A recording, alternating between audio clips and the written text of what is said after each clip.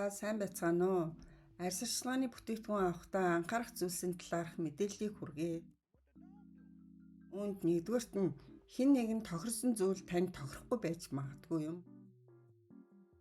Арьс бүр өөрөө онцлогтой, дуурайж хэрэглэхийн оронд өөрийн арьсыг ажиглах хэрэгтэй. Хоёрдугаарт нь шинэ бүтээгдэхүүн бүрийг нэг бүрчлэн айзмаар туршиж үзээрэй. Хэд олон бүтээгдэхүүн зэрэг эхлүүлбэл аль нь арьсанд хэрхэн нөлөөлж байгааг мэдхэд хэцүү юм.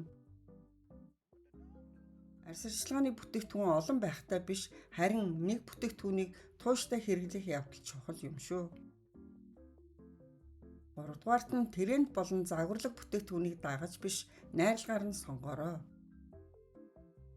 Хэдийн ширхэг ямар брендийн бүтээгдэхүүн гэхээсээ илүү орос найрлага нь чухал юм. Энэ нь арьсанд урт удаан хугацааны туршид үр дүнгээ өгдөг. Үн өндөр байлаа гэд бүтээгдэхүүн бүр үр дүн сайн гэсэн үг биш юм шүү. Дөрөвдүгээрт нь дотор болон гаднаас нь чийгшүүлэлтийг хамтд нь хийх. Ус таны эрүүл мэндэд зайлшгүй шаардлагатай ч хуурай арьсан чийгшүүлэхээс гадна чийгшүүлэгч хэрэгтэй. Арьсны асуудлыг зөвхөн гаднаас нь биш дотроос нь мөн анхаарах хэрэгтэй. Ялангуяа батга өрөвсөлтэй арьсанд нойроо хангалттай авч зохистой хооллолт болон эрүүл амьдралын хэм маягийг чухалчлах хэрэгтэй. За 5 дугаарт нь нарны цус заавал хэрэглэх зүйл.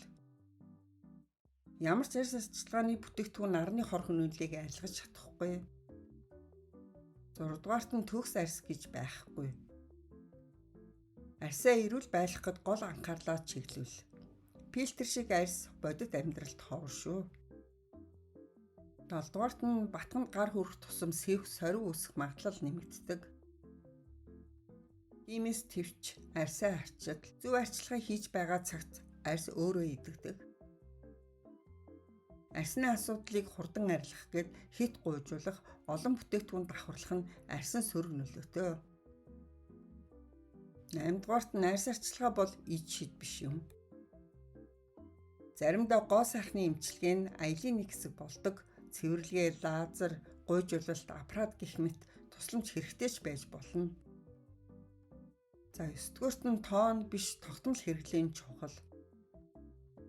Арьс арчилгааны үр дүнг үзэхийн тулд өдөр бүр зөв тууштай хэрэглэж сурах нь чухал юм шүү. 10 дугаарт нь арьс цаг хугацааны явцад өөрчлөгдөнө. Шинэ толгоб нь үргэлж муу байдаггүй. Гэхдээ арьсны эмчтэй үргэлж шалгуулж байгаарай. Анхааран сонсон та бүхэндээ баярлалаа.